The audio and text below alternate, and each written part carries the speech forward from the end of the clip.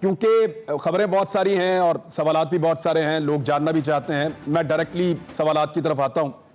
پہلے تو آپ یہ بتائیں کہ الیکشن کمیشن آف پاکستان کا فیصلہ، اس کے اوپر حکومت نے کچھ پلاننگ کی ہے اور حکومت یہ کہہ رہی ہے کہ اس فیصلے کے نتیجے میں وہ اب قانونی چارہ جوئی کرنے جائیں گے آپ کے خلاف۔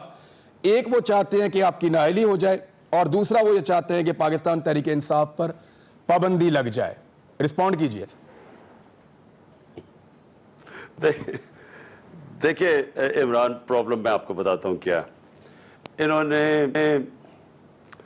رجیم چینج کی سازش کے اندر پوری حصہ لیا، ان کو سمجھا پارٹی ختم ہو جائے گی، پھر اس کے بعد انہوں نے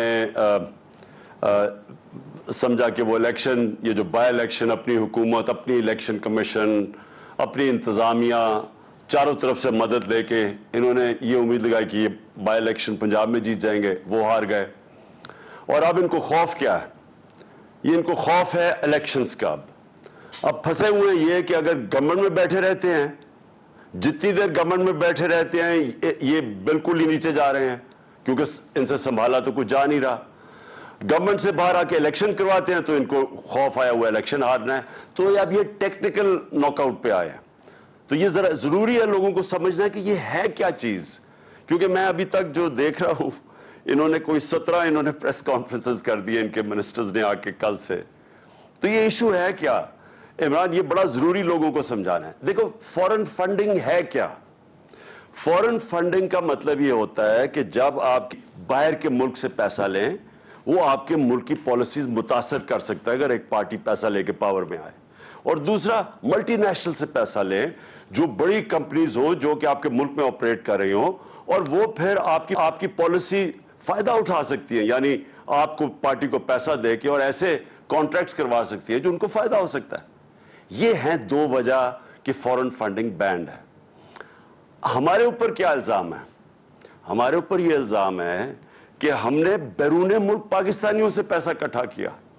اگر آپ یہ رپورٹ پڑھیں، اور یہ اتنی ایسی احمقانہ رپورٹ میں نے نہیں دیکھی۔ پہلے تو سوچے 2 رپورٹس بنائی انہوں نے۔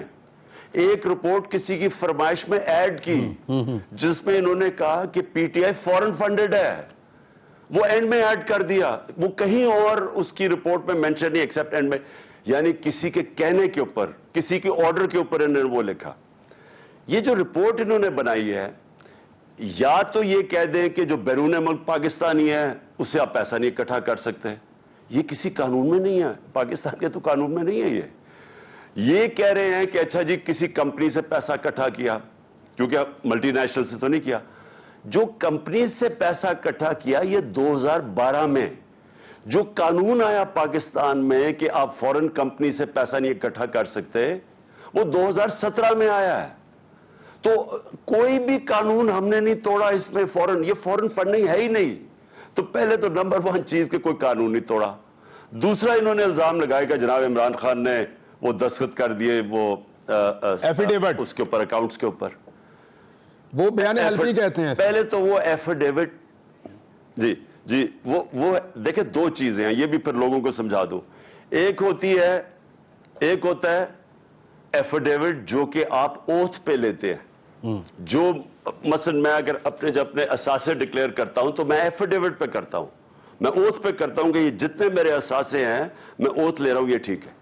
ایک ہوتا ہے پارٹی کے اکاؤنٹس کو سرٹیفائی کرنا۔ اب شوکت خان میں آپ کو مثال دے رہا ہوں، میں چیئرمین ہوں بورڈ کا، میں وہ سرٹیفائی کرتا ہوں۔